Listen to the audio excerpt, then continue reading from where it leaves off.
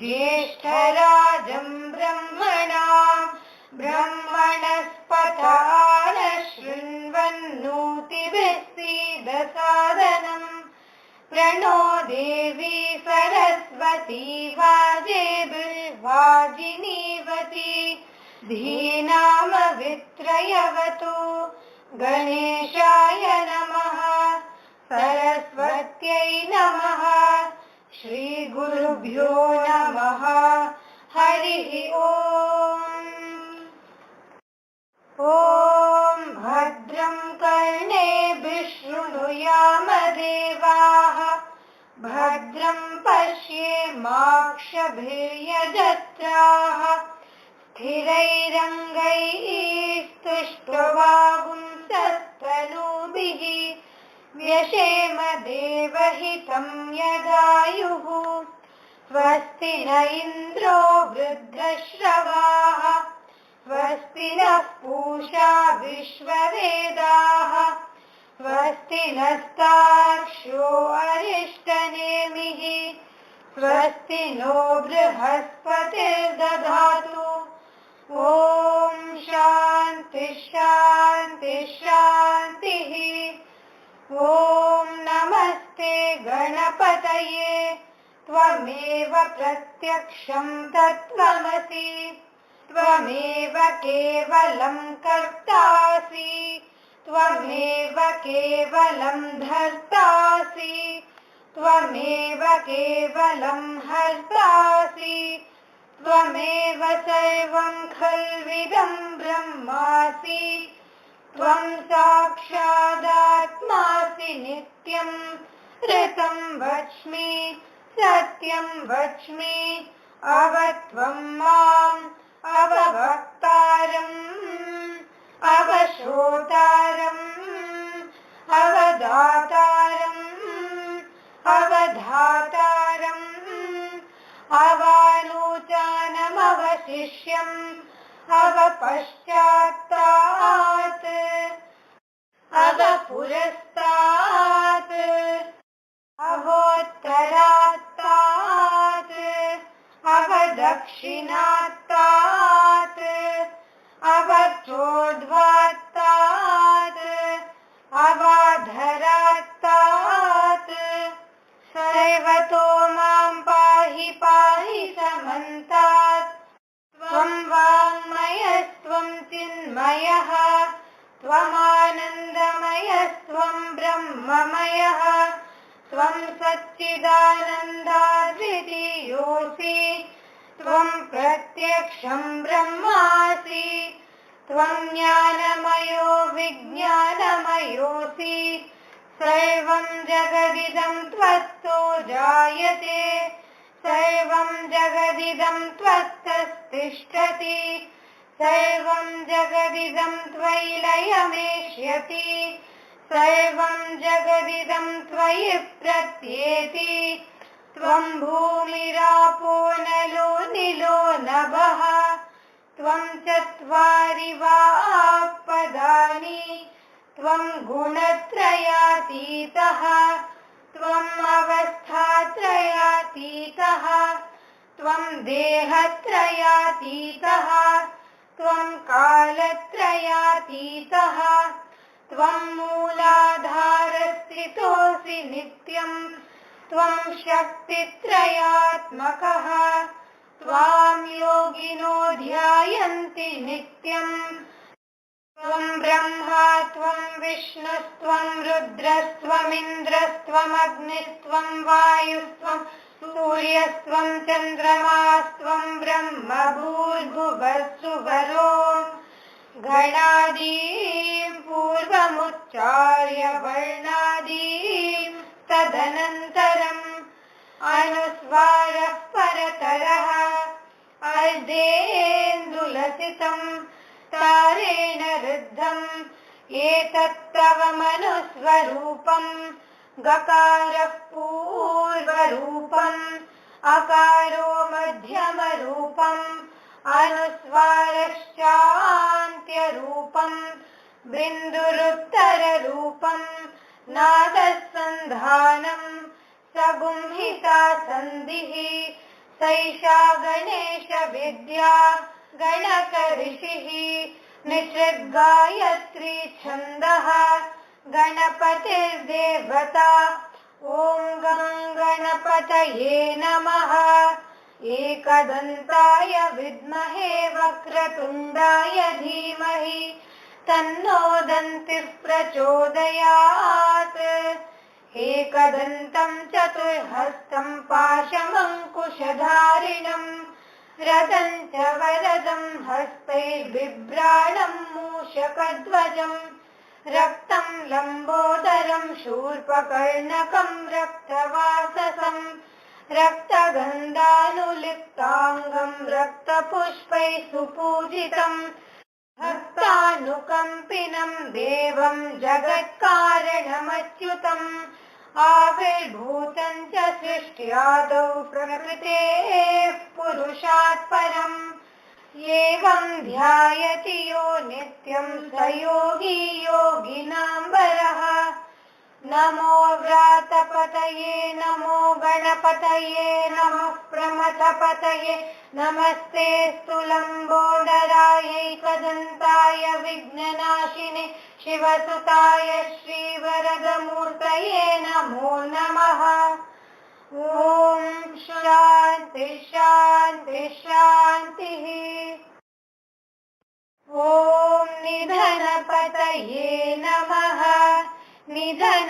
निधनपतान्तिकाय नमः ऊर्ध्वाय नमः ऊर्ध्वलिङ्गाय नमः हिरण्याय नमः हिरण्यलिङ्गाय नमः सुवर्णाय नमः सुवर्णलिङ्गाय नमः दिव्याय नमः दिव्यलिङ्गाय नमः भवाय नमः भवलिङ्गाय नमः शैवाय नमः शैवलिङ्गाय नमः शिवाय नमः शिवलिङ्गाय नमः ज्वलाय नमः ज्वललिङ्गाय नमः आत्माय नमः आत्मलिङ्गाय नमः परमाय नमः परमलिङ्गाय नमः एतत् सोमस्य सूर्यस्य सर्वलिङ्गं स्थापयति पाणिमन्त्रं पवित्रम् सद्यो जातं प्रपद्यामि सद्यो जाताय वै नमो नमः भवे भवेनाति भवे भवस्व मां भवोद्भवाय नमः वामदेवाय नमो ज्येष्ठाय नमः श्रेष्ठाय नमो रुद्राय नमः कालाय नमः कलविकरणाय नमो बलविकरणाय नमो बलाय नमो बलप्रमथनाय नमः सर्वभूतगमनाय नमो मनोन्मनाय नमः अघोरेभ्योऽथ घोरेभ्यो घोरघोरतरेभ्यः सर्वेभ्यः सर्वशर्वेभ्यो नमस्ते अस्तु रुद्ररूपेभ्यः तत्पुरुषाय विद्महे महादेवाय धीमहि तन्नो रुद्रः प्रचोदयात् ईशानः सर्वविद्यानाम् ईश्वरः सर्वभूतानां ब्रह्माधिपतिर्ब्रह्मणोऽधिपतिर्ब्रह्मा शिवो मे अस्तु सदा शिवो। नमो हिरण्यबाहवे हिरण्यवर्णाय हिरण्यरूपाय हिरण्यपतयेऽम्बिकापतये उमापतये पशुपतये नमो नमः। ऋतगुं सत्यं परं ब्रह्म पुरुषं कृष्णपिङ्गलम् ऊर्ध्वरेतं विरूपाक्षं विश्वरूपाय वै नमो नमः। ॐ शान्ति शान्ति शान्तिः। ॐ जातवेदसे सुनवामसो ममराति यतो निदहाति वेदः सरः पर्षदति दुर्गाणि विश्वानावेव सिन्धुं दुरितात्यग्निः तामग्निवर्णां तपसा ज्वलन्तीं वैरोचनीं कर्मफलेषु जुष्टां दुर्गां देवीं शरणमहं प्रपद्ये सुतरसि तरसे नमः।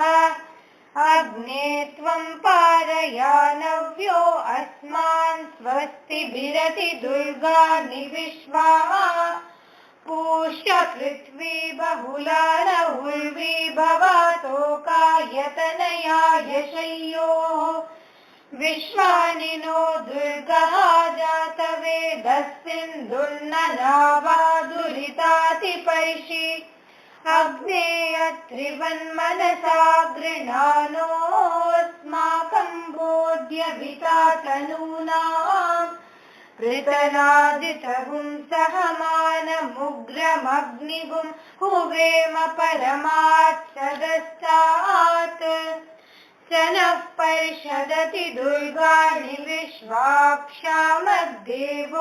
अतिदुरितात्यग्निः प्रत्नोषिकमेद्यो अध्वरेषु सनाच्च होता नव्यश्च सत्सि स्वाञ्चाग्ने तनुवं पिप्रय स्वास्मभ्यञ्चसौ भगमायजस्व गोभिर्जुष्टमयुजो निषिक्तं तवेन्द्रविष्णोरनुसञ्चरेम नागस्य पृष्ठमभिसंवसानो वैष्णवीं लोकैहमादयन्ताम् कात्यायनाय विद्महे कन्याकुमारी धीमहि तन्नो दुर्गिः प्रचोदयात्।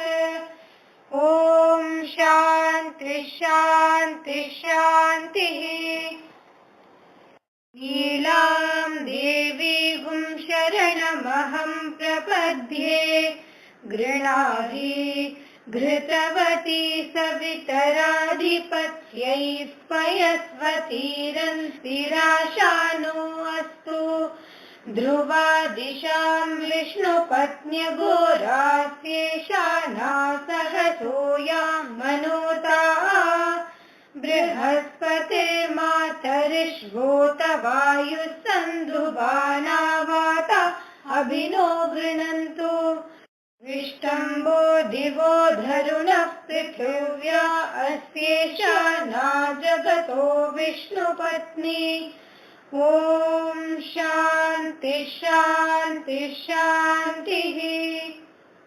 स्वस्ति प्रजाभ्यः परिपालयन्ताम् न्यायेन मार्गेण महीं महिषाः गोब्राह्मणेभ्यः शुभमस्तु नित्यम् समस्तलोकाः सुखिनो भवन्तु समस्तलोकाः सुखिनो भवन्तु समस्तलोकाः सुखिनो भवन्तु। ॐ शान्ति शान्ति शान्तिः।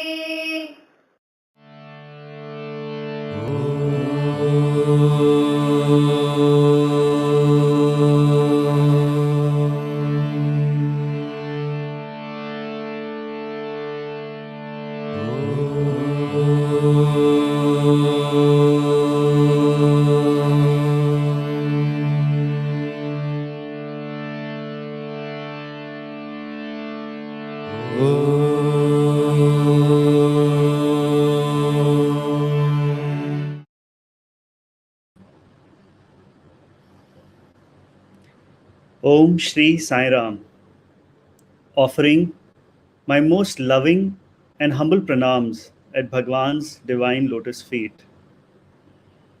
My loving Sai Ram to one and all, and welcome to today's In Tune with Sai, a series of inspirational talks organized by the Sri Sathya Sai organization, Delhi-NCR, to help us keep in tune with Sai. It is my utmost delight today to invite Brother Dr. Siddhartha Raju, an amazing orator, a wonderful bhajan singer, a current faculty member at the Department of English in the Prashanthi Nilayam campus of Sri Sathya Sai University, and last but not the least, my dear classmate from MBA. We had a great opportunity to do our MBA together in Puttaparthi. Brother Siddhartha Raju.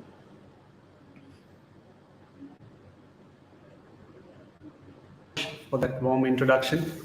Yes, indeed, it was our blessing and our privilege that we had the opportunity to be students in Bhagwan's University.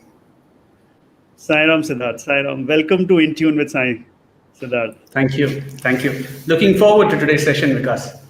Yes, same here, Siddharth. It's so good to see you after so many years. I am immediately transported back to 2006. The golden year when we got the golden pass. As it so happened, we were early part of the year, we were both in Chennai. You were finishing your undergrad at Loyola, doing your English literature there. I was doing my startup at IIT Madras. And it was only with Swami's grace and immense blessing that on 1st of June 2006, we were sitting in the mandir as Swami students. Absolutely. Sometimes it's surreal to think that 15 years have passed, isn't it? Yes. It almost feels like it happened last year. So what made you apply to Swami's college, Siddharth? There was one reason and one reason only, and that was to sing bhajans in Bhagwan's presence. And that was absolutely, and the MBA was the only route for me to get there. And so therefore I took the plunge, I took the route. And that was the only thing that brought me to Prashanthi Nilayam. And that is the only thing that keeps me going in Prashanthi Nilayam. Nice. And you were part of the Sundaram Bhajan group in 2004. And then in 2006, you were blessed by Swami to be part of the Prashanti Bhajan group. Yes. I had the opportunity to be a part of the very famous Sundaram Bhajan group. I joined in 2004, around after the Tamil New Year's Day in April. And by 2006, by Swami's grace, after we joined here as students, very shortly, I don't know if you recall, I think Swami came to Puttaparthi from Vrindavan on 6th of June in 2006. Yes. And that following Sunday, which I think was the 8th or 9th of June, right after he had reached Puttaparthi, Swami took my letter and permitted me to start singing in Mandir. And the following Thursday, which was the 12th of June, I started singing in Mandir.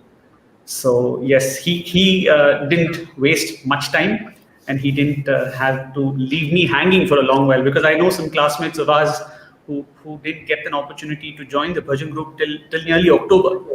But Swami was aware of why I was here, and he thought he needn't test me any longer, and he gave me the opportunity to join the bhajan group in June, early in June in 2006. That's a great blessing, Siddharth. In fact, our university is so unique. It provides an opportunity to every individual to express, their talent, to know themselves through the different things that the university offers us. And I remember early on, as soon as you came in, you plunged into music, you plunged into dramatics, and you're of course an excellent orator, and so I've seen you, so many times, so many dramas that we performed in front of Swami in those years, and even now as a faculty member, I'm sure you're sort of equally involved in all of that.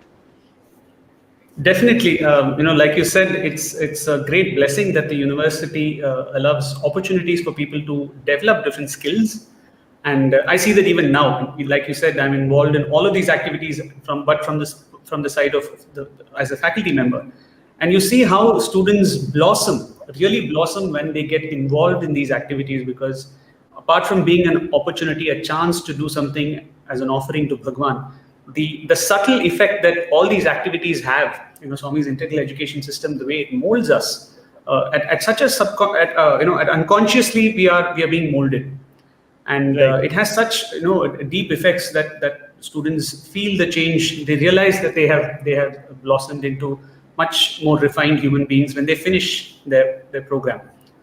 So yes, all the opportunities that he gave us, that he continues to give us, is only for us to, for that stone to be an idol or a statue that can be offered back to him, to drop off all those unnecessary pieces. Each of these activities we get involved in.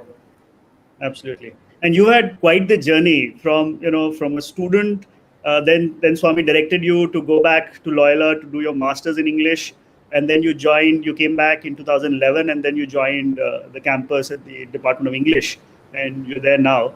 And as it so happens, this is your 15th year with the Prashanti bhajan group. Yes. So congratulations on that. Thank you.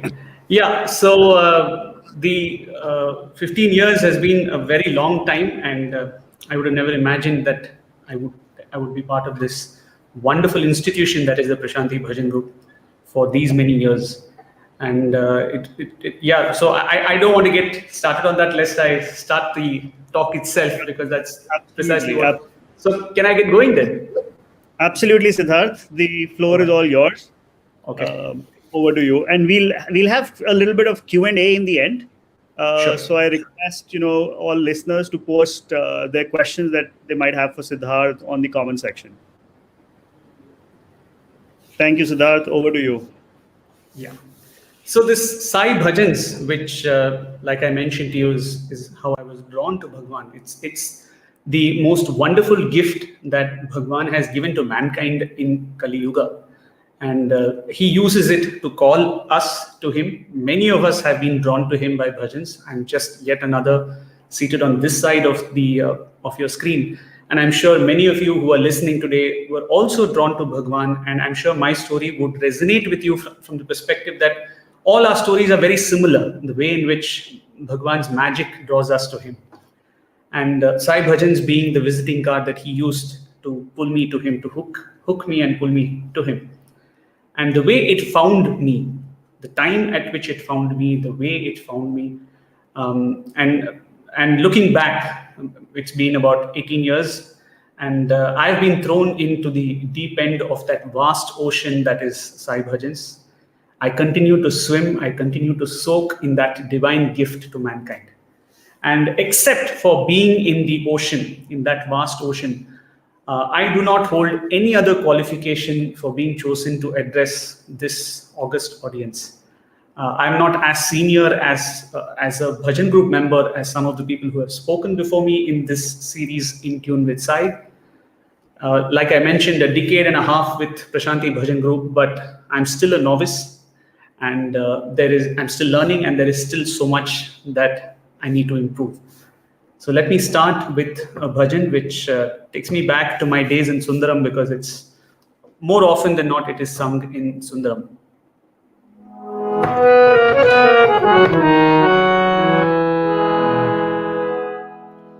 Mukunda Madhava Karivarana Shri Sathya Sai Ram. Mukunda Madhava Karivarana Shri Sathya Sai Ram. Govinda Keshava Shri Hari Rupa Sathya Sai Ram. Govind Keshav Shri Hari रूपा सत्य साई राम मत्स्य कूर्म वराह नरहरि दशावतारी राम मत्स्य कूर्म वराह नरहरि दशावतारी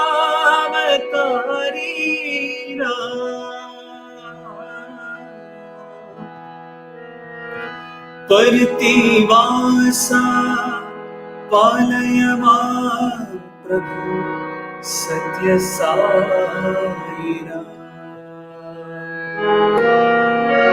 पर्तिवासा पालय मां प्रभु सत्य Sai Ram Mukund Madhav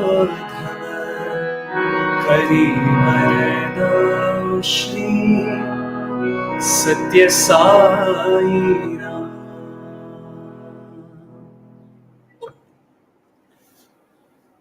Offering myself at the lotus feet of my most beloved master, a very warm Sai Ram to one and all gathered here this evening. Let me begin by placing the outline of my talk today. The theme being in tune with Sai, it set me thinking on how I relate to this particular series. For me, it all started with how bhajans entered my life. And thereafter, without my own knowledge, at a very subtle level, bhajans became my life. And when I look back now, and I must thank all of you at Delhi for giving me this opportunity, because when you sit and ruminate about a topic as deep as this, music, bhajans, and when we reflect on our own respective journeys with Bhagwan, very often you tend to realize things that you may not have thought of, may not have given much thought to, unless an occasion like this demands some reflection. And when I sat and thought about how from probably 2003, early in 2003, how Bhagwan barged into my life through bhajans, when I look back today, like I said, bhajans has become my life, and how my life is a bhajan itself. The theme of this series and how it set me thinking, like I said, made me realize, or made me ask the question, how do I stay in tune with Sai? And I wanted to answer this question from two perspectives, from the perspective of bhajans and from the perspective of life itself. How do I stay in tune with Sai? And that is what I wish to share today over the next 60-65 minutes. A reflection of my own life, a very candid conversation that I'm going to have with all of you about my journey with bhajans, through bhajans to Sai. When I look at how bhajans entered my life, it was a very, there are no coincidences, we know that. But the timing, as is so typical of Swami, I had finished my class 10. I wouldn't say that I had the opportunity to realize the significance of Bhagwan in my life until that point of time. And there was a turbulence in my life, as most kids have when they are approaching their board exams or they're finishing their class 10. And at that point of time, my cousin had come home and he gave me a cassette. And he said, "Why don't you listen to this?" I must confess that I am absolutely untrained in music. Whatever little music that I know is entirely and wholly Bhagwan's grace. So for somebody who I had a ear for music, yes, I would appreciate music, but I had no idea of something called bhajans. So when he gave me this cassette, I didn't know what the contents were. But when I put the cassette and I played, it was a recording of bhajans, which it was recorded at the mandir, live in the mandir when he was a student. My cousin studied in the Vrindavan campus. So when he had come to Prashanthi Nilayam, they had these Walkmans which they used to record bhajan sessions in the mandir. And it was a cassette of such about 10 or 12 such bhajans recorded at the mandir. And what came out of that speaker, of my tape recorder, was pure magic. It just had me hooked. I had no idea what it was. Neither the bhajans, like I said, were not familiar to me. The lyrics were not familiar to me. I didn't know what it meant to sing a song in praise of God. And it blew me away to the point where I was listening to that, what we call on loop. I just kept playing the cassette over and over again. And I was so captivated by, firstly, the voice, and then secondly, the melody of that form of music. And the only thing I wanted at that point of time was I wanted to be able to sing just like what that cassette was bringing out. I wanted to be able to do the same thing. And for me, it was just a question of imitation at that point of time. I didn't know I could sing.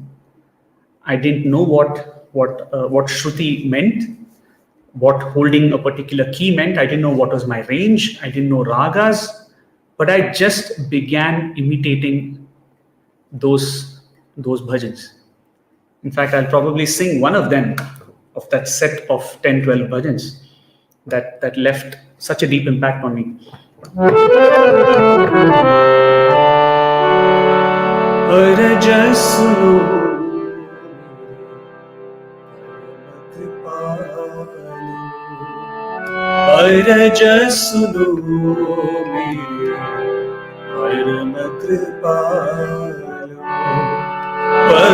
Parteeshwar Sai Deva,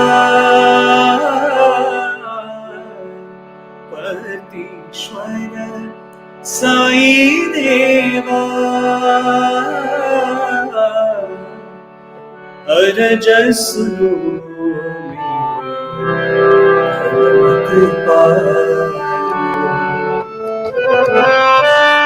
Sathya Sanatana Antaryami,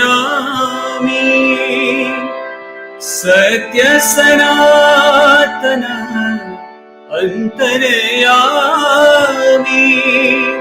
Sakala Charachara Tum ho Swami, Janam Maran se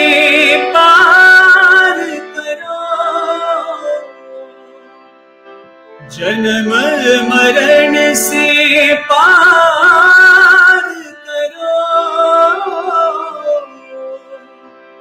भव बंधन से उद्धार करो, बाबा भव बंधन से उद्धार करो, अरज सुनो।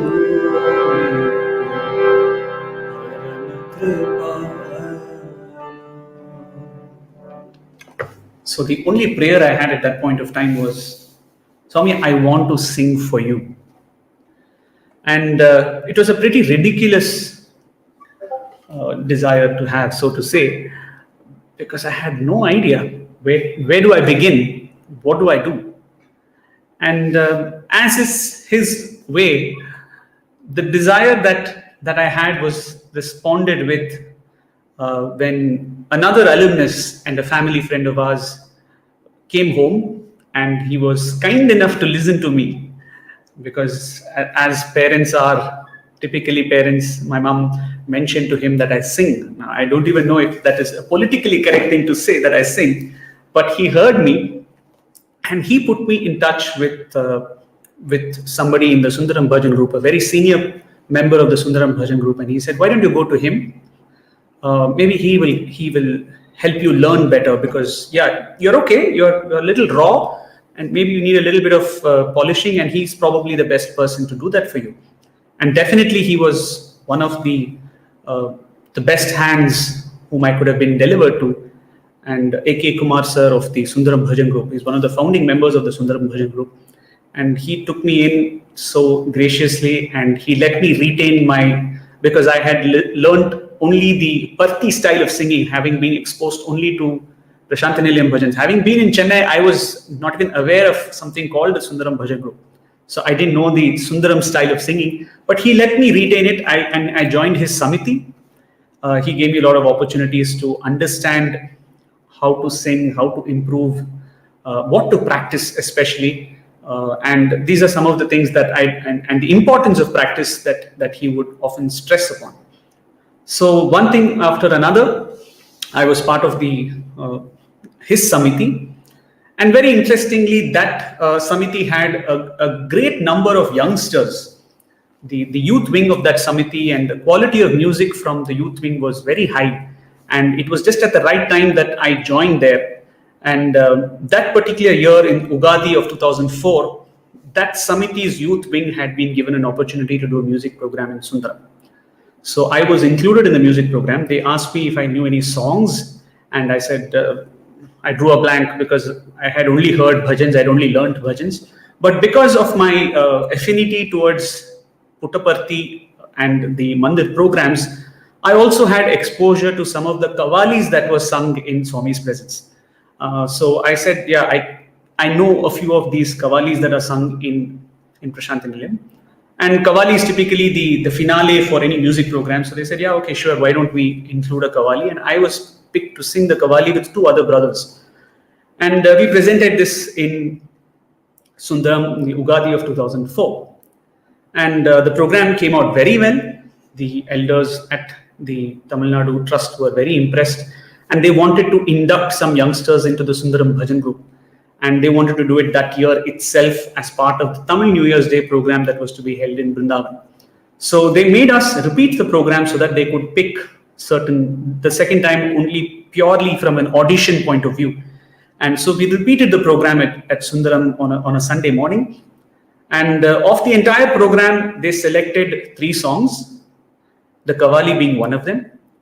And I was the only singer from the Kavali that got selected from the original program.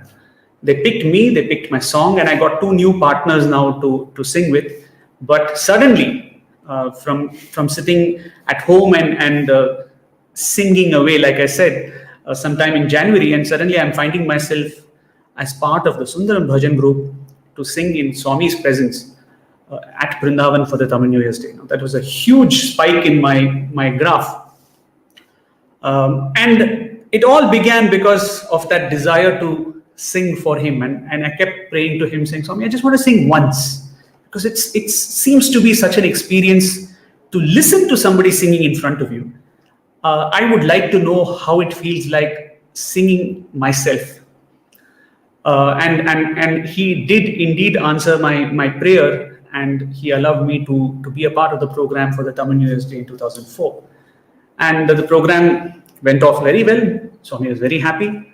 And that magic of seeing him eye to eye did happen. And so once I got the taste of that, I was very sure that is all I wanted. And I definitely, I knew I was going back on my word. I was going back on what I had asked of him. I said, Swami, this one won't do. I don't think I can just do with this one. If this is what it means to sing in front of you, if this is the energy, if this is the magic that it creates, I think I want to experience this another time, one more time. And I don't think I can have enough of it. So I came back to Chennai and I started weighing the options of how to get to do that. And that's when I was also dabbling with some theater. I was into professional theater in Chennai. I was an actor with some of the theater groups in Chennai. And that's the same time that my brother was studying in Prashanthi Nilayam. He was doing his MBA, and he was writing back home, and he would write to me saying, if you become a student here, you get opportunities to act in front of Swami, to talk in front of Swami, you can sing in front of Swami. So obviously all of that spurred me on. All my interests, it looked like I could channelize if I could be a student of Swami in his university. And having already started my undergrad program, the only option then was to do my postgrad in Prashanthi Nilayam. And that would be the MBA, which is what I ended up joining for in 2006. So to again go back to 2004, so we came back from Vrindavan, and I was back in the Sundaram Bhajan group. There was a new convener who had taken charge of the Bhajan group right after the program, and he was not very well acquainted with everybody. So he wasn't told that I was a member, and me being brand new, he wasn't even aware of what it is exactly that I do. So that's where I would like to pause, and I would like to tell you that, so from how bhajans entered my life, which is, like I said, would be the first part which I have covered thus far. The next phase is where bhajans became my life, and my only craving was bhajans.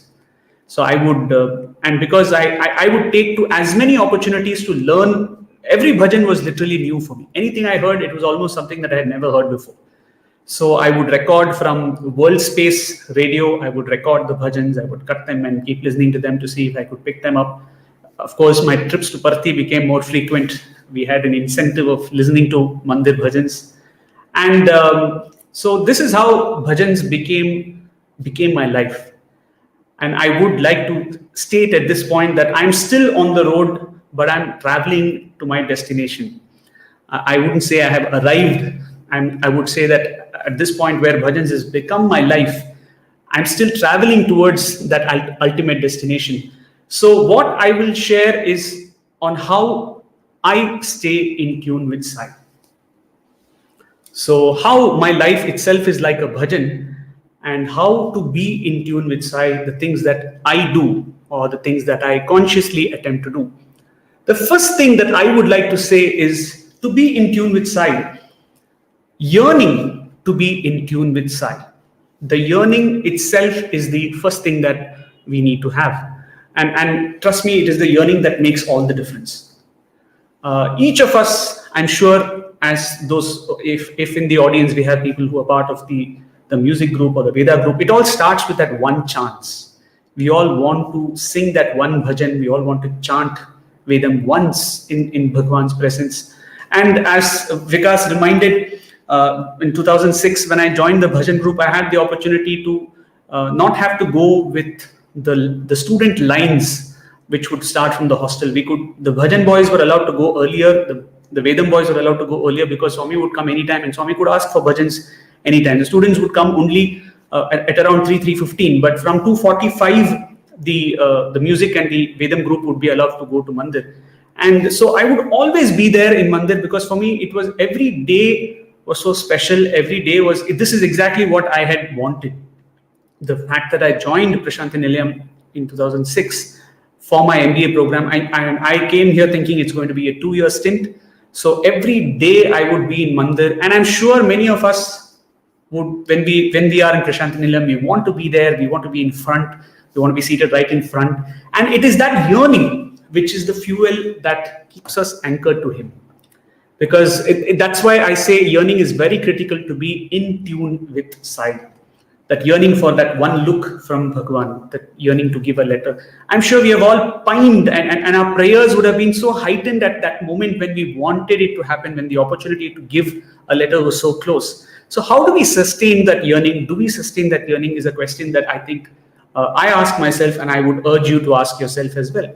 So every single time, do we approach bhajans like we did it the first time ever? And being available, being alert, that yearning is what allows us to be available. The yearning is what makes us stay alert, because especially when you are in the bhajan group, for instance, the chance could come any moment. You might have come prepared for only one bhajan, but on that particular occasion, a second bhajan might come back to us. A chance to sing a second time might come back to us. Are we ready for it?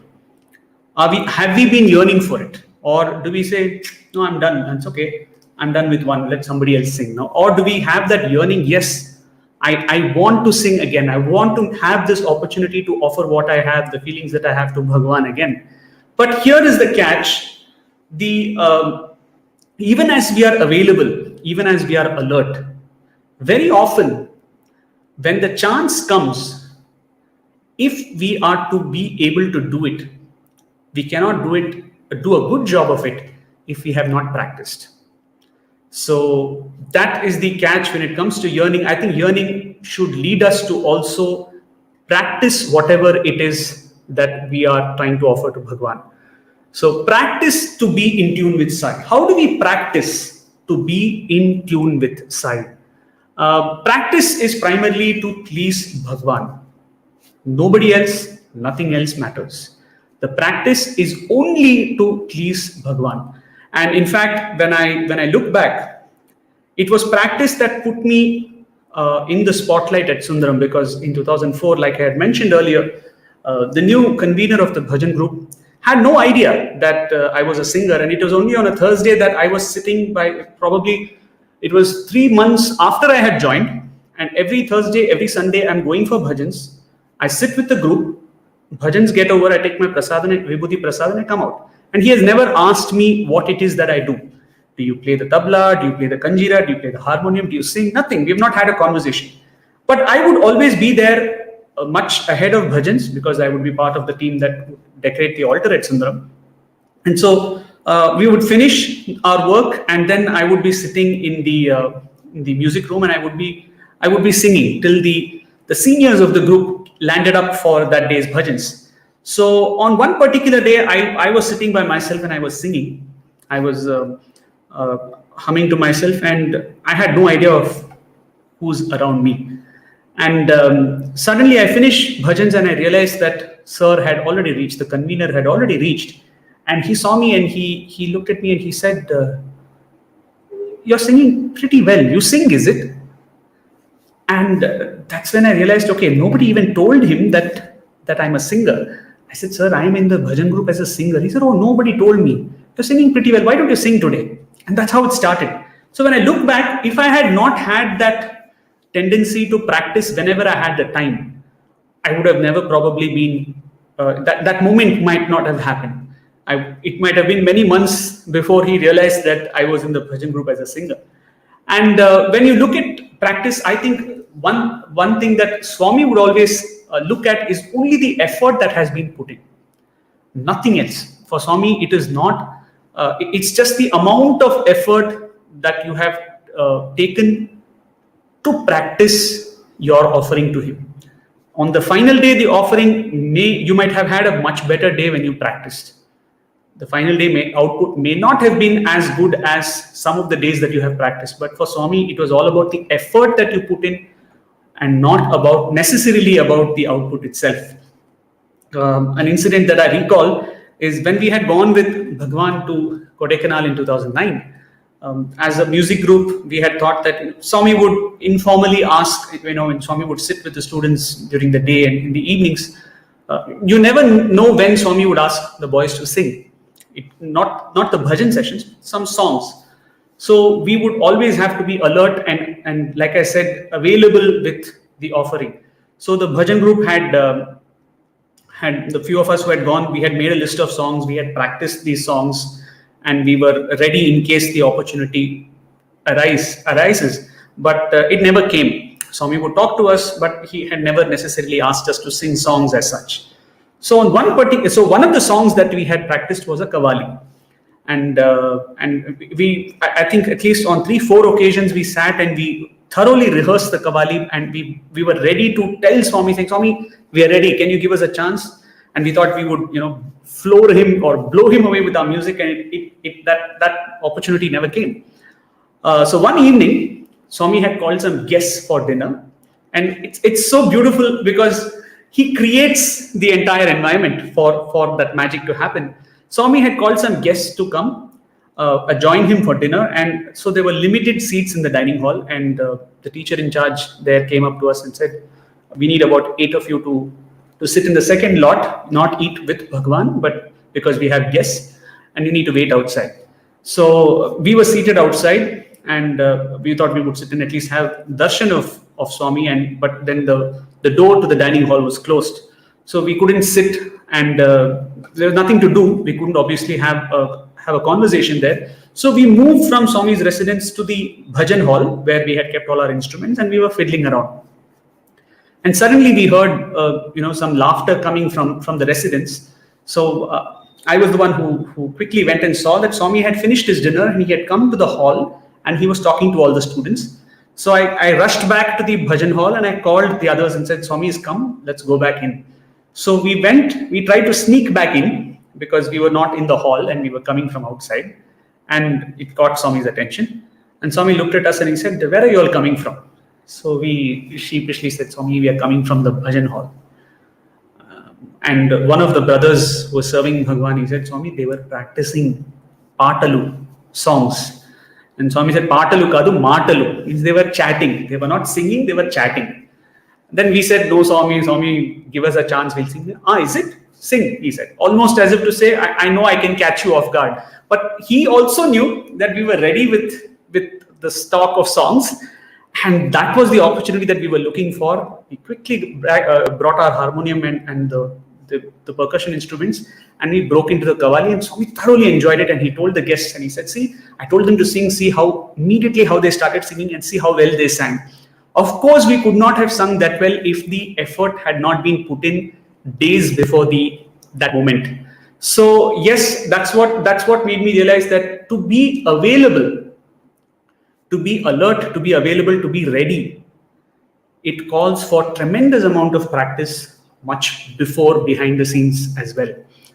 And when I look at musicians, and we get an opportunity to see so many student musicians here in Prashanthi Nilayam.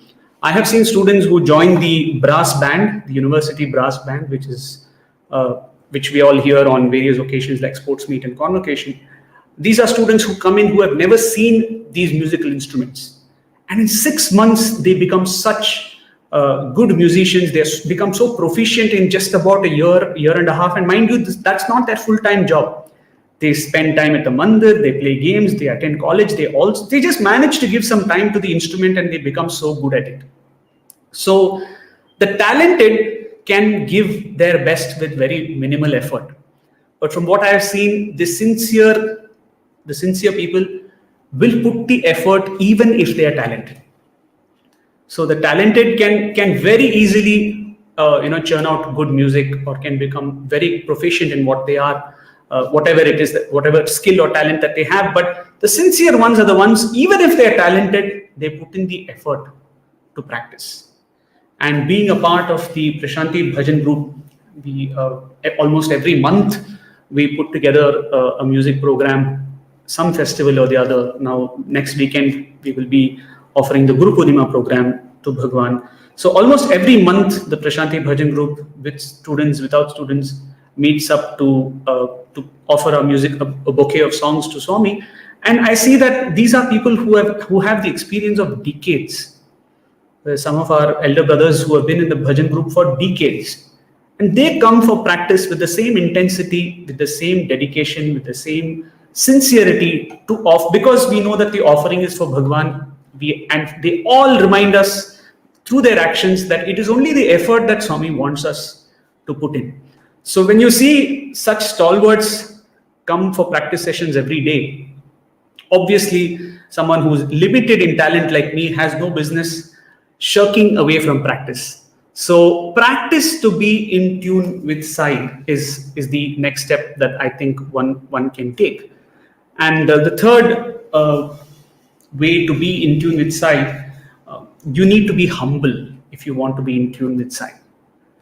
The slightest raise of your ego and you will come crashing. And I have so many experiences, one of which I will narrate. So I was not one of the lead singers during my student times because they were such senior singers, much more senior singers in the bhajan group. And so, but when we came to the final year postgraduate program, when we are final years, typically the final year singers and the final year musicians get more opportunities because it's their last year as students. So on this particular occasion, we thought of doing a bouquet of about 8-9 songs interspersed with talks by students in different languages. And so I was made the in charge, so to say, of the program because I was a final year singer. The prominent singers whom Swami usually associates himself with were asked to take backstage because we would give more opportunities to these students like myself. So on that particular day, we had a tray in which each song was written on a card. The title of the song was written in the card, and I was seated in front, and Bhagwan would call me and pick the song of his choice and give the card to me, and I was communicating back to the group, and I was also leading the songs in some of them. So again, a Qawwali. I seem to have a running tryst with Qawwalis. So we started singing the Qawwali. I don't even want to demonstrate that because the composition is quite complicated, and so if it has a chord shift, after which you come back to the main tune, and me being the novice that I am, I missed it in all that excitement of sitting right in front of Swami. I missed that because just then a thought crossed my mind. I was thinking, wow, Swami's looking to me to lead the program. Swami is looking to me to be the conduit between Swami and the bhajan group. So this is what it feels like to be in form. The term in form, I'm sure many of you are aware, is when Swami's attention is on you, when the spotlight is on you. And I really started feeling that, so this is what it means when Swami is recognizing you as the person in the group, one person who stands out in the group. And definitely I can tell you that that thought crossed my mind, and probably I was not entirely focused on the song. I missed that chord, and I took the wrong shruti when we came back to the first stanza, and I was in some other shruti, and that's it. They had to stop the song because I was leading, and I realized that it's gone haywire. And the first thing that hit me was, of course, I know that I came crashing from cloud 9 or cloud 99. I came crashing, and I didn't have the courage to look up because I was seated right at Swami's feet, and I realized I had the biggest chance, and I blew it royally. And so I'm not even ready to look up, and tears are starting to well up because I know that's it. Probably this is the end of my singing career. And so I'm looking down, and I'm hoping that I'm praying that the tiles in the bhajan hall open up. I'm saying, Swami, just open it, Swami. Let me go in. Let me go underground. Let me bury myself. I can't look up at you. And the song then started. Somehow somebody managed to bring the song back on track. I couldn't sing. And finally, eventually, when the song ended, now I had to take the tray again. And eventually I took the tray and I looked up at Swami, and of course he smiled. He laughed. He laughed at my misery. He looked at the teacher there and said, strain, he strained his voice a little bit. And that was enough to insure me from further damages in the bhajan group. But definitely it was the slightest raise of the ego that brought me crashing. So the need to be humble is very important if we have to be in tune with Sai. And as musicians, as bhajan singers, I think this is something we stress upon in our bhajan workshops, that we need to remember that we are just a conduit between the devotee and the Lord. And it's a very holy connection that exists between the devotee and the Lord, which we happen to be a part of. So we need to stay humble and realize that it is not because of us that any of this is happening. Another instance that I would like to recall is that how often we think we fix the bhajans. We think that we are selecting bhajans. We think that we are choosing what bhajans we want to sing and so on, but we really don't know what's happening unknown to us. And this is something that has happened time and again with us in the bhajan group. We realize it so very often that you don't know if somebody, who is praying for, you don't know. And things happen through you. And that's when you realize that the need to be humble, because things are happening through you. It's not happening because of you. I'll give you an instance that happened as recent as maybe a week or a couple of weeks ago. Somebody known to me had sent me a message and said, can you ask, she named one of our brothers in the bhajan group, and she said, can you ask him to sing Sai Baba Sakala Bhuvan Ke Data? Now, I said, yes, I'll try telling him. And I was wondering if the bhajan had been sung, if it had not been sung, and so on. But I obviously didn't want to disappoint her. I said, yes, I'll definitely try. And quite strangely, this brother messages me after an hour or so. He messages me and he says, Sid, I'll be singing Sai Baba Sakala Bhuvan Ke Data today. And he messaged me because that evening I was due to play harmonium in the mandir, and he was giving me a heads up, a notice, so that I could practice and come for bhajans. So when he messaged me that, obviously it hit me. This person had not messaged him directly. I even checked that with him later on. This message had come only to me, and I had not really put it forward to him yet. And here he was. What are the chances of him messaging me and telling me that exact same bhajan? That's when you realize that, it's not us who's fixing bhajans. It's not us who's deciding what we want to sing. We are just instruments in his hand. Somebody's prayer somewhere is happening, and it happens through us. And because it happens through us is the need for us to realize that it is not us who's doing it. It's not us who's singing. So I think the second step to be in tune with Sai is the need to be humble. And being humble is definitely one of the ways by which we can be in tune with Sai. From a bhajan group point of view, a singer point of view, I think offering our music only to him, only to Bhagwan, is another way to be in tune with Sai. I'm sure those of us who are musicians will agree that as a musician, we get most joy when we perform exceptionally well, whatever it is that we are good at. The joy that we get when we are, when we have really nailed it, when we've really given a fabulous performance, that joy is what keeps us going. But when we are part of the Sai fraternity, when we are part of the bhajan group at our different mandalis or our samitis or our Sai centers, is that what we are? Are we musicians? I think ours is an offering. It is a one-to-one conversation with the Lord. And that incidentally gives joy to those who are participating. I think it's a very, very subtle difference between performing and offering.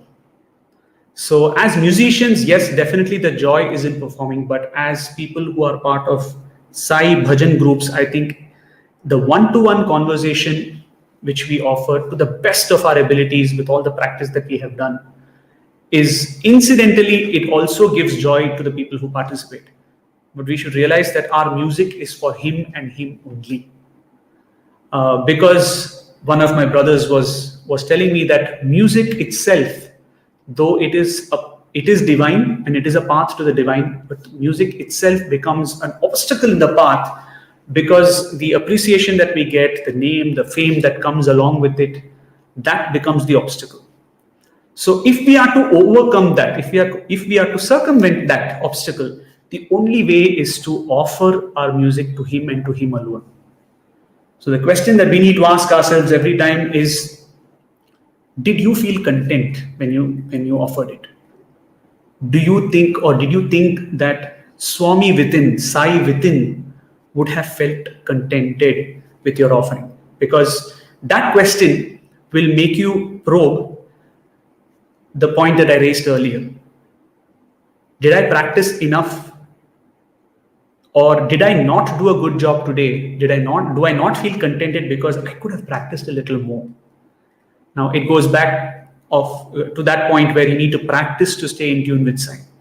So offering our music to him and choosing to offer every effort of ours to him, that is another way which I think as musicians we can be in tune with Sai. So how can I improve to be in tune with Sai? Now I have mentioned some of the points from a bhajan singer perspective. I have mentioned how I think you can be in tune with Sai. How do I improve? How else can I improve? What can I improve? If you ask me, or if I'm asking that question to myself, what can I improve to be in tune with Sai? I can improve everything. I should improve everything. Do I select songs that I can render well? Or do I select songs that I have practiced enough? Because there is no bhajan that is better off, or there is no bhajan that is simple. I don't think there is any bhajan which is simple, because even singing in Shruti, the simplest of bhajans, what we term as the simplest of bhajans, singing it in Shruti is a challenge. And we have this notion that if we are senior singers, we need to sing a certain set of bhajans. Or we have a certain set of bhajans which we say, yeah, that I used to sing when I started off singing, not anymore. Now I'm in a different league. I need to sing more complicated. I need to play more complicated pieces because I'm a senior in the group. But I don't think such notions exist. So do I select songs that I can render well, that I'm capable of, given everybody has their own limitations in range, in gamaks and so on. So am I selecting songs that I can render well? Am I selecting songs that I have practiced enough? What else can I improve? Do I sing in Shruti? How good are my line endings? Now, as singers, this is something that we don't very often concentrate on. How good am I when I finish a line? When I finish the end of the line, am I still holding my breath, or am I running out of breath, or am I losing my Shruti towards the end of my line? And more importantly, do I start at the right speed? Because again, I'm sure you've heard some of these points in our bhajan workshop videos. Every bhajan has its own native speed. So do I start the bhajan at the right speed? So these are some of the things that, because you need to keep thinking on what else you can improve on when you're on this journey. Otherwise, you reach a point of saturation where you think there is nothing else you can improve, but that isn't true. There is always something that we can improve. So what is it that we can improve? So these are the things, very, very subtle things, very minor details that we need to pay attention to. So that's why I said, literally, you can improve everything if you want to be in tune with Sai. Now, all of these I spoke about from the perspective of a singer. Now, like I said, my life itself is a bhajan. There are days where you sing Shivaranjani. There are days when you sing Mohanam or Bhoop. There are days when you sing fast. Your life goes like a breeze. There are days which drag. So definitely, if you want to be in tune with Sai in life, what can I do? I'm going to go through the same points. To start off with, the yearning to be in tune with Sai is very important in life as well. Yearning in our sadhana. Do we have the same feeling with which we started our respective sadhana? Do we sustain the same spirit, the same vigor towards our sadhana, or somewhere along the line has it become a monotonous action, a repetitive action? Do we sustain the spirit with which we do it? Now, I'm leaving more questions than giving answers, because I can't say that I have answers to all these questions. But I'm sharing these questions because I think if we reflect on these questions, half the battle is won.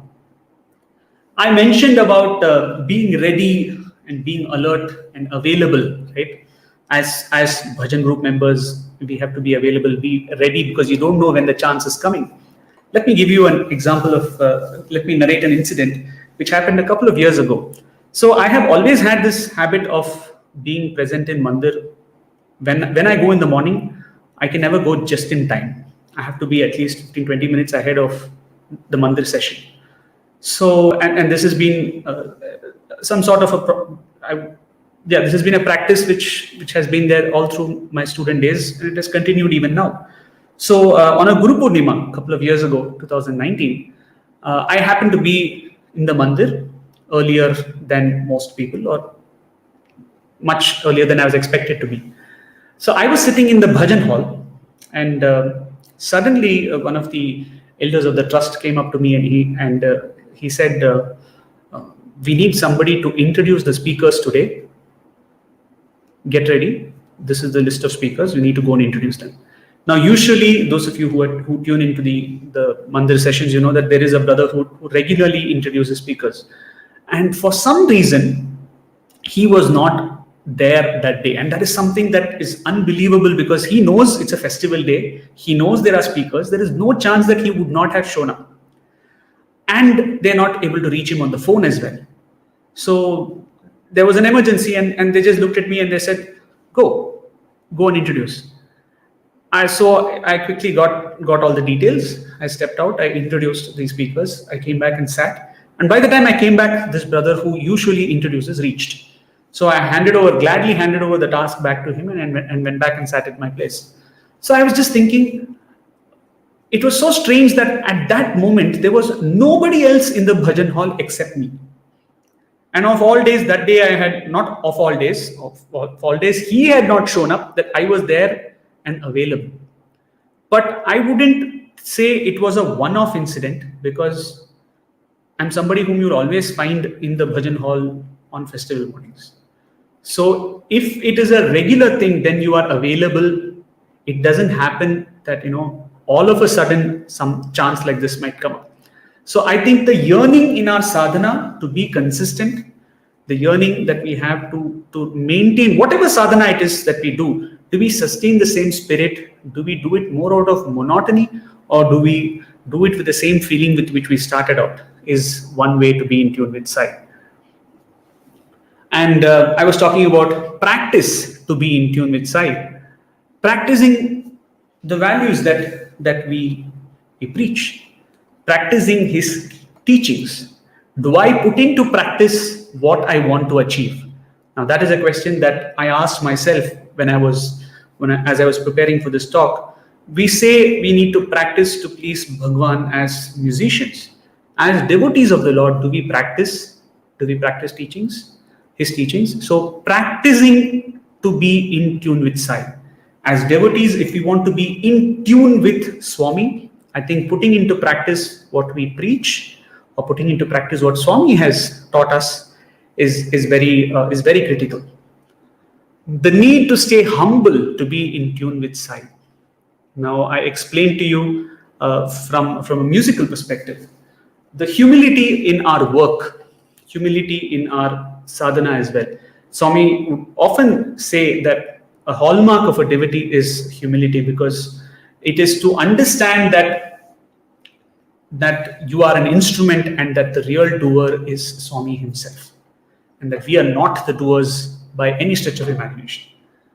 And as one of my professors would say, his work gets done with us, his work gets done without us, his work happens despite us. So the work that he gets through us is not because of us.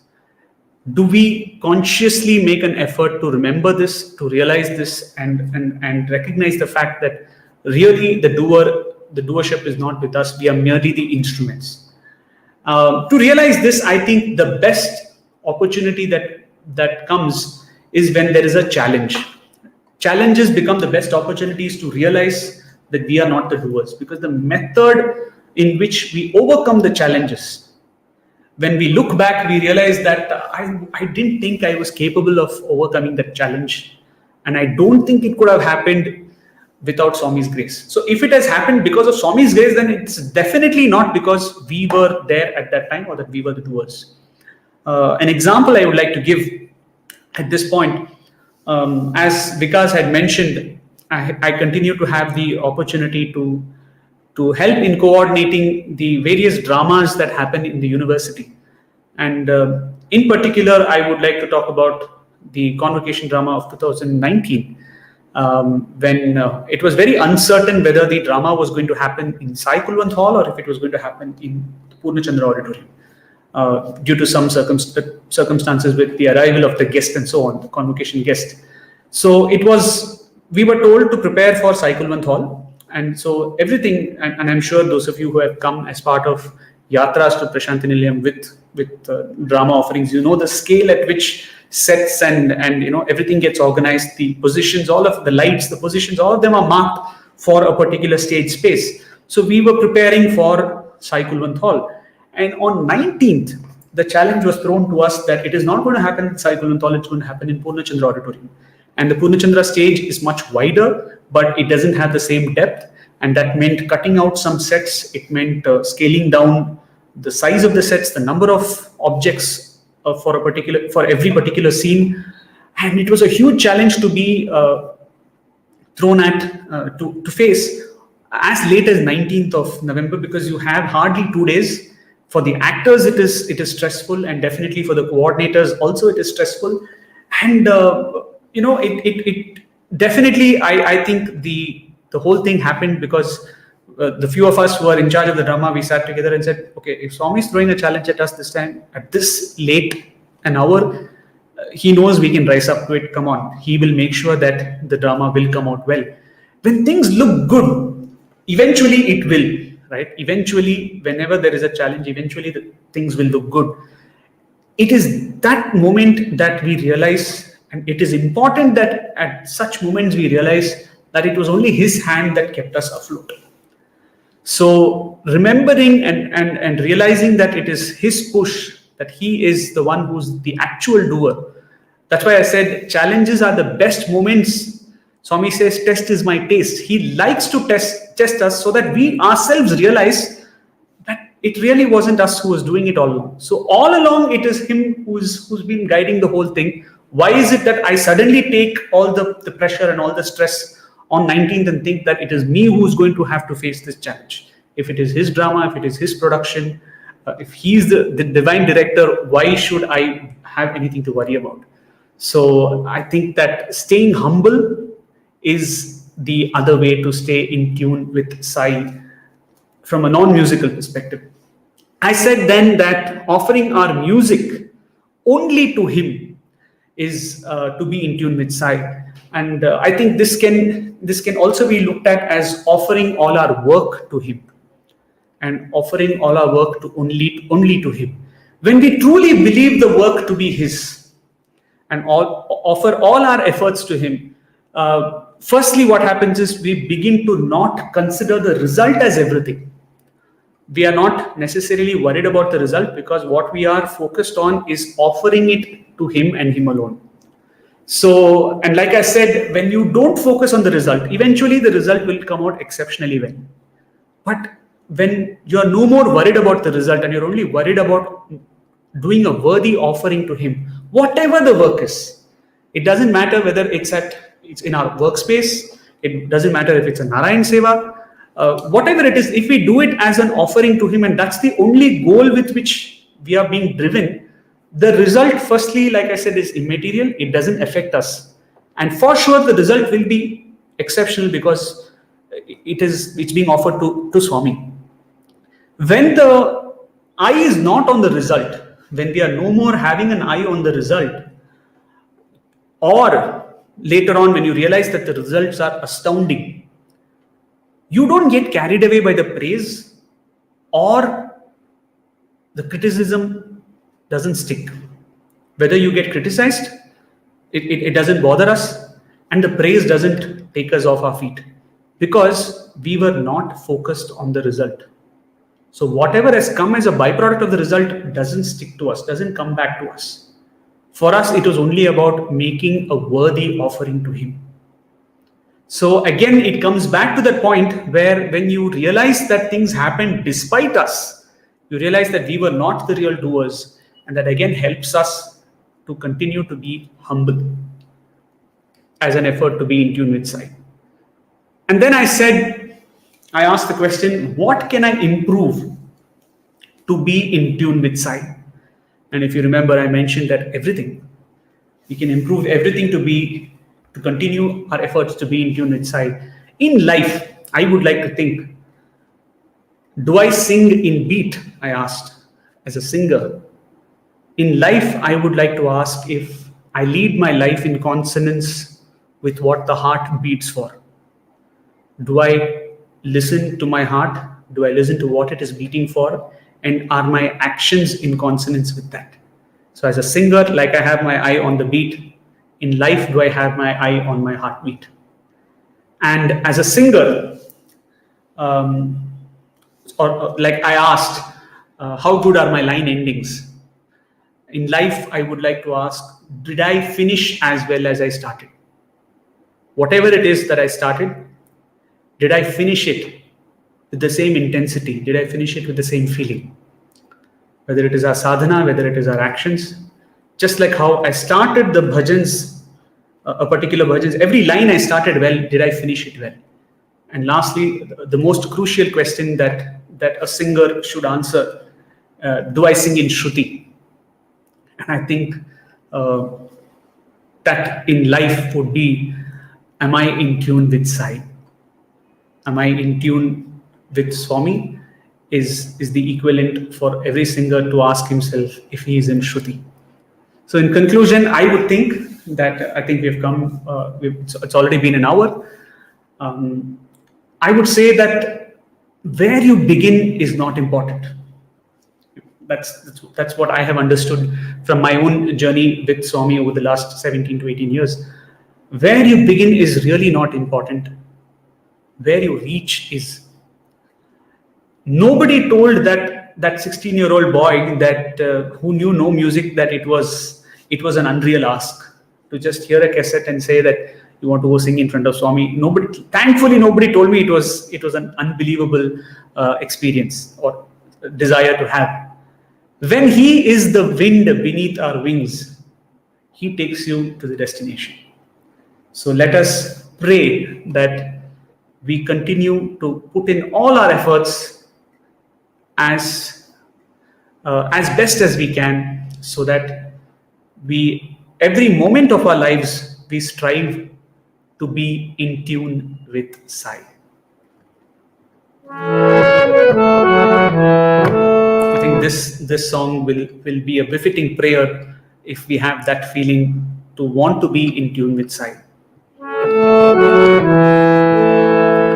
Shirdi Sai परती साई हमको दीजो प्रेमामृत धारा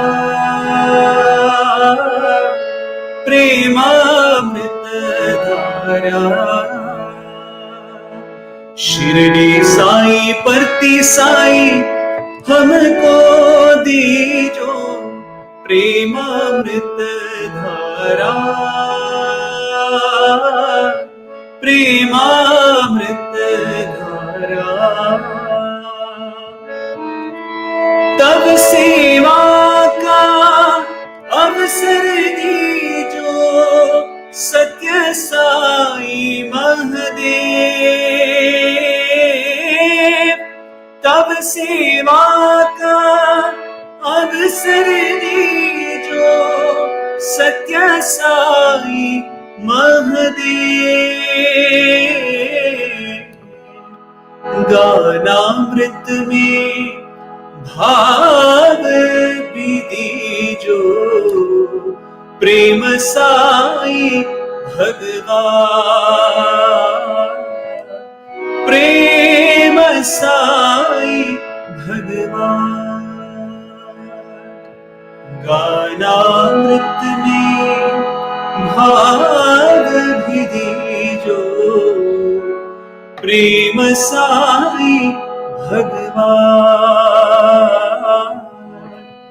प्रेम साई भगवान शिरडी साई परती साई हमको दीजो प्रेमामृत धारा प्रेमामृत धारा. Thank you. Sai Ram.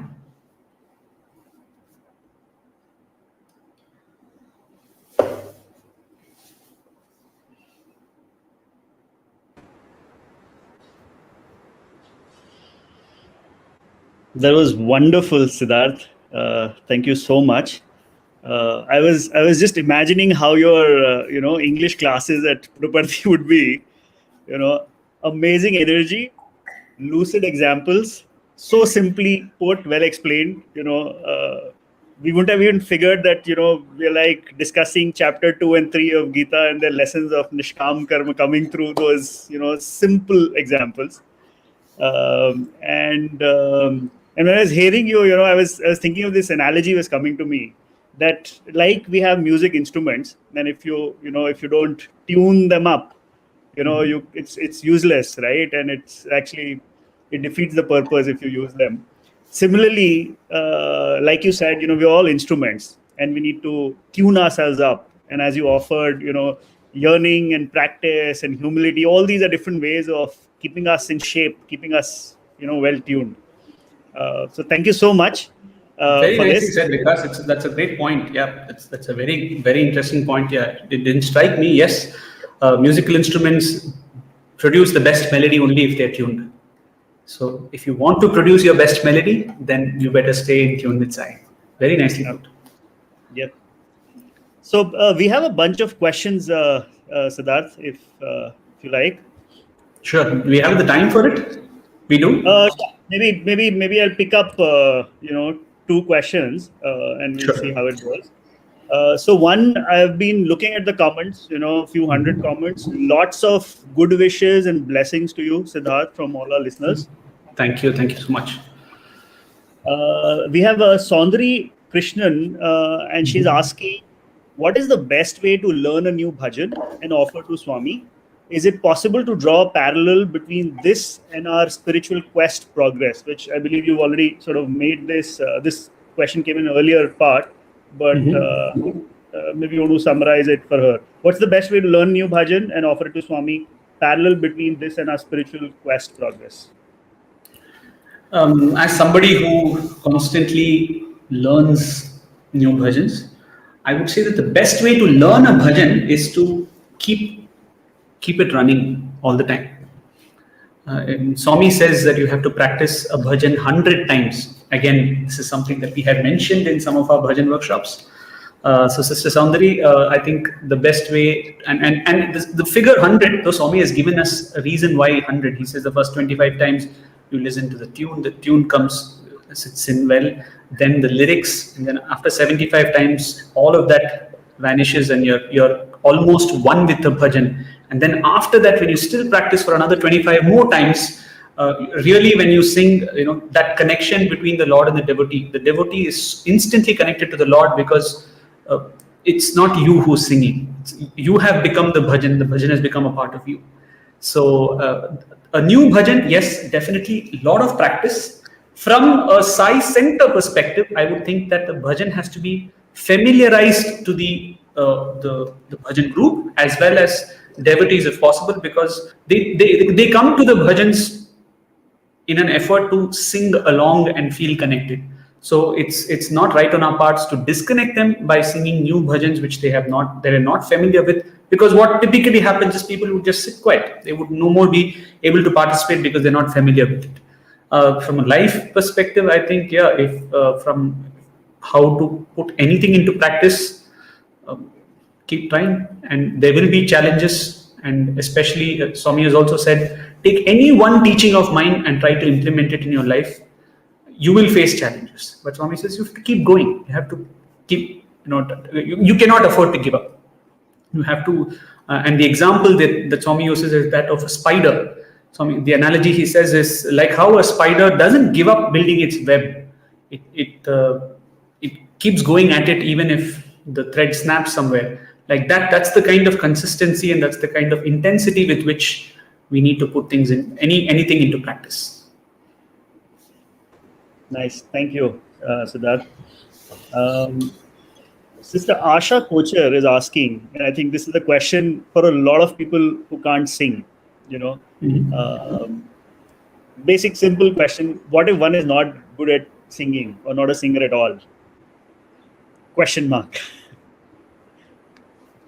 So what means not everybody is a singer.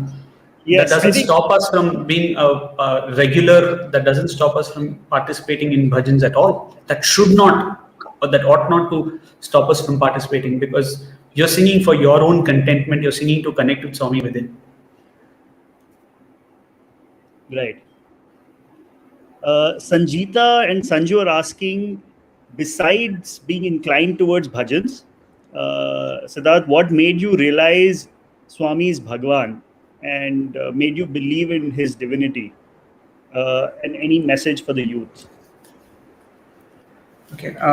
Firstly, it was my mother who brought me to Prashanthi Nilayam in 1995 for the first time, 95, 96 for the first time. And my mother said, "This is God." And I didn't find the need to ask her why.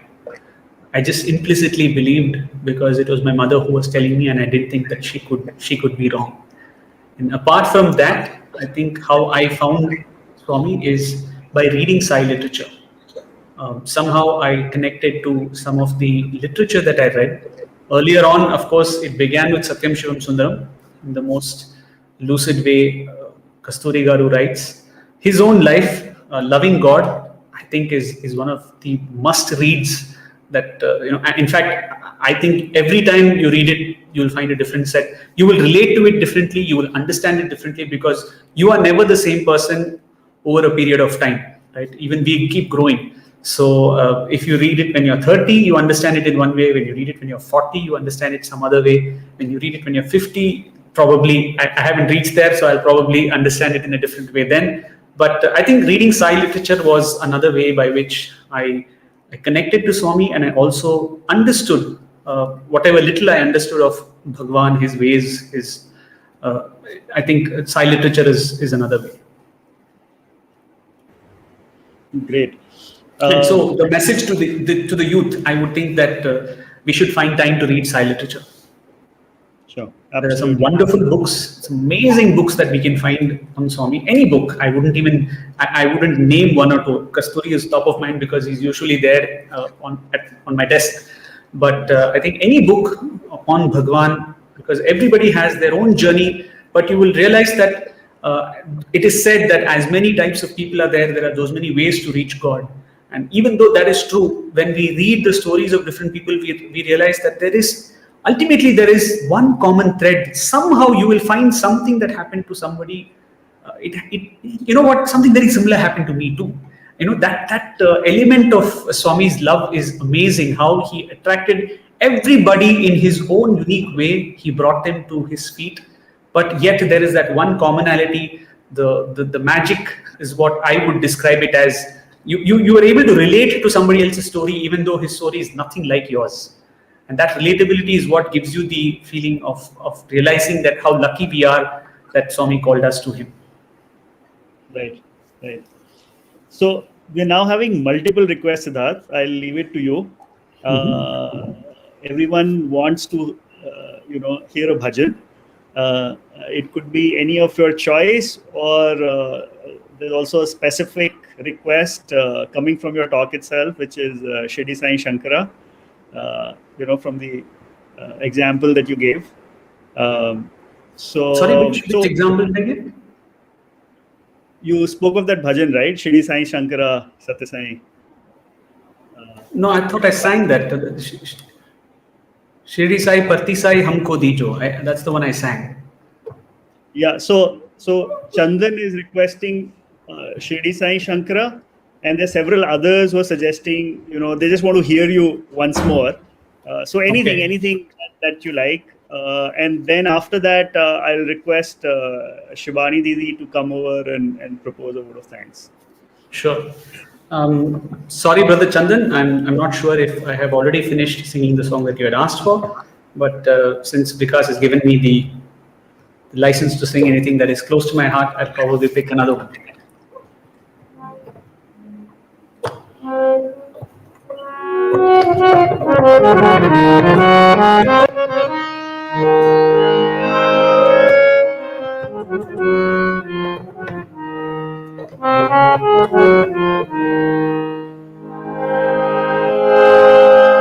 दया करो ये करुणा निधान साईं, दया करो ये करुणा निधान साईं, तुम हो दाता दया करो,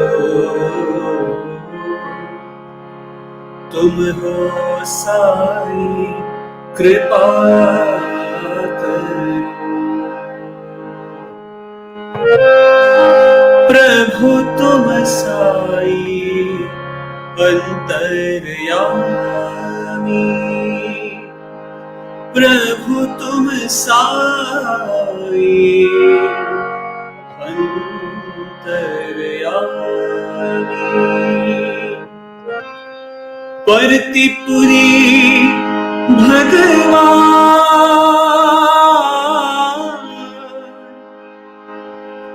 परतिपुरी भगवान,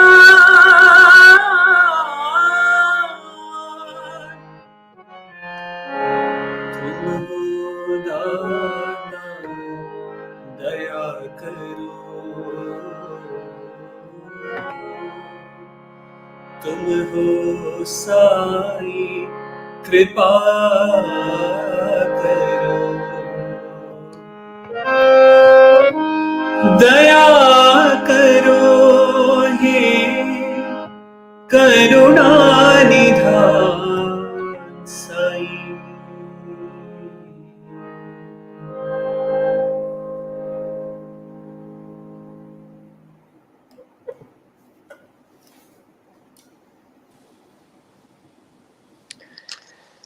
Humble pranams and Bhagwan's Lotus Feet, and a very warm Sai Ram to all our viewers.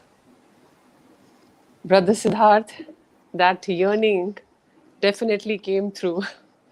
That bhajan that you just ended with, it just hit us, and it defined what yearning is, if I may say. It just struck me that it is such an amazing, as you say, but there is no coincidence. It's a planning of the Lord that we are a week away from Holy Guru Purnima. And look at our merciful Sai, our Satguru Sai.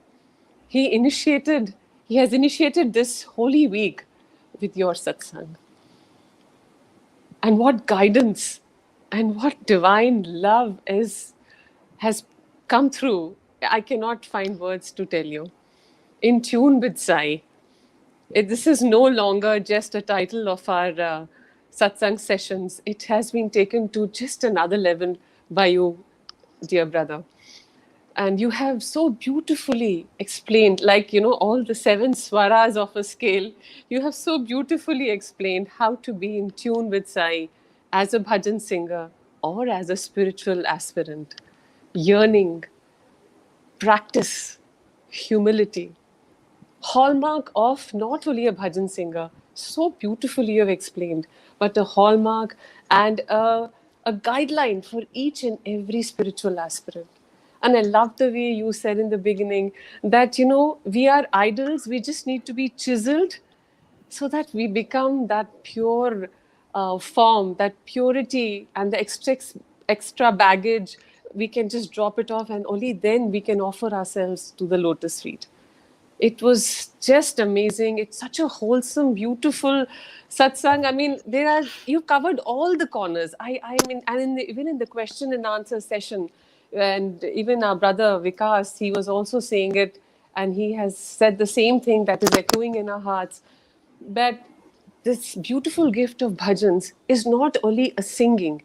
that singing has to be taken to the other level of an offering. It has to be made into a spiritual offering. And in that lies the whole effort, the whole walk of In Tune with Sai. So we are truly blessed.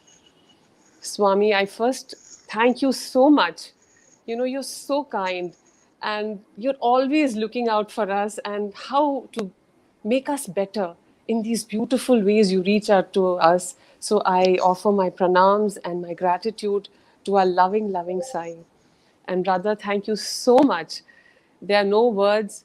And as Brother Vikas is saying, that everyone is just giving you blessings because you have given us so much joy and explaining how Bhagwan wants us to be in tune with him. Thank you for taking out the time. May you always be blessed, and stay in Swami's guidance, spread his love, spread his joy. You asking me yesterday how I can already say that this is going to be a blissful session. Well, Swami Incidentally, you didn't mention that it is a blissful session today. I'm coming to it. Swami's message, Swami's guidance, narrated through his own student, has bliss written all over it. That's all I can say. And wish you and your family and all our viewers a very, very happy Guru Purnima. May our Swami always guide us towards the right direction. He holds our hand. And yes, this beautiful, wholesome bhajanamrit gift that Bhagwan has given, I pray on behalf of all of us that we truly understand its importance and we chisel ourselves to be in tune with Sai, to offer ourselves at his divine feet. To all our viewers, har pal, har kshan, निस्दिन स्वामी हमारे सतगुरु हमारा हाथ पकड़कर हमारा मार्गदर्शन करते रहें, यही प्रार्थना है। और इसी प्रार्थना के साथ आज हम ये सत्संग अभी समाप्त करते हैं। Please stay connected with us. On the 24th, on the Holy Guru Purnima, we will have special online programs. Till then, Jai Sai Ram. Let's have the Mangal Aarti. Om Jai Jagadish Hare Swami Sathya Sai Hare Bhakta Jana Samrakshaka Bhakta Jana Samrakshaka Pati Maheshwara Om Jai Jagadish Hare Sashi Vadana Srikara Sarva Pranapate Swami Sarva Pranapate Ashrita Kalpaladika Ashrita Kalpaladika Apar Bandhava Om Jai Jagadish Hare Mata Pita Guru Deva Mariyantayo Nive Swami Mariyantayo Nive Nada Brahma Jagannatha Nada Brahma Jagannatha Nagendra Shayana Om Jai Jagadish Hare Om Kara Rupa Uja Sri Sai Mahadeva Sathya Sai Mahadeva Mangala Arati Anduko Mangala Arati Anduko Mandara Giridhari Om Jai Jagadish Hare Narayana Narayana Om Satya Narayana Narayana Narayana Om Narayana Narayana Om Satya Narayana Narayana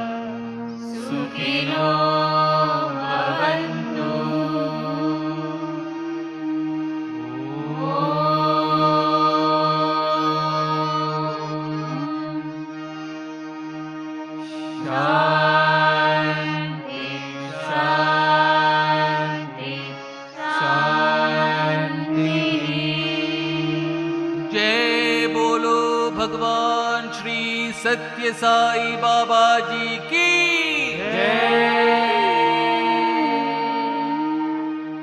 परमं पवित्रं बाबा विभूतिं परमं विचित्रं लीला विभूतिं परमार्थ इष्टार्थ मोक्ष प्रदानं बाबा विभूतिम्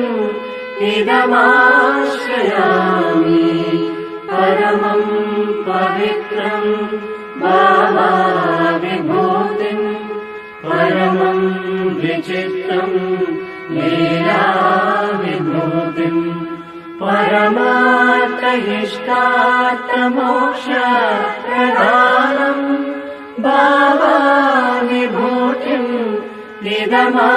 इदमाश्रयामि परमं पवित्रं बाबा विभूतिं परमं विचित्रं लीला विभूतिं परमार्थ इष्टार्थ मोक्ष प्रदानं बाबा विभूतिम् इदमाश्रयामि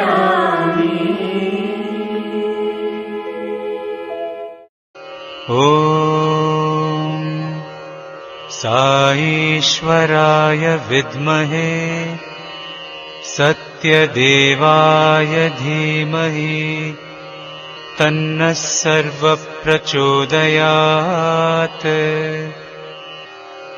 ॐ साईश्वराय विद्महे सत्यदेवाय धीमहि तन्नः सर्वप्रचोदयात्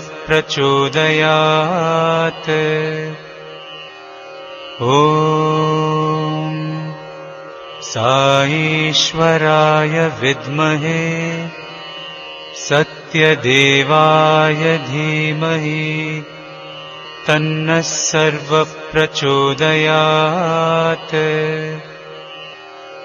ॐ साईश्वराय विद्महे सत्यदेवाय धीमहि तन्नः सर्वप्रचोदयात् ॐ साईश्वराय विद्महे सत्यदेवाय धीमहि तन्नः सर्वप्रचोदयात्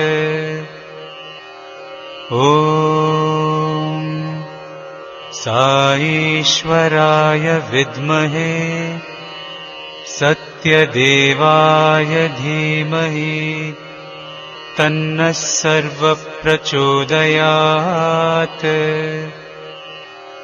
ॐ साईश्वराय विद्महे सत्यदेवाय धीमहि तन्नः सर्वप्रचोदयात् ॐ साईश्वराय विद्महे सत्यदेवाय धीमहि तन्नः सर्वप्रचोदयात्। ॐ साईश्वराय विद्महे सत्यदेवाय धीमहि तन्नः सर्वप्रचोदयात्।